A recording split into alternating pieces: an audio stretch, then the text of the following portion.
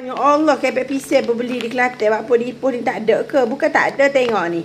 Kalau di Kelantan dia ada gula, dia salut dengan gula. Kalau sebelah luar, dia salut dengan garam je ke. Jadi bergula lagi sedap. Ni kepek pisang versi Kelantan. Apa beli di Kelantan? Okey, contoh ni budu Okey, budu ni kalau habis stok beli di Speed Mart RM2 lebih RM2.8 rasanya. Di kedai-kedai runcit kedai Aceh RM3.5, RM3.7, RM3.2. Yang ini beli di kedai di Kelantan, kedai colek tu RM1.5 je. Sama juga dengan colek ni. Air pecicah ni tak ada seluar luar ni. Air pecicah ni pedah punya. Berapa ya ni? Jadi kita beli di Kelantan sebab tertentu dah. Sedap, murah, Melayu buat. Ni ada di Kelantan je. Tentu baru.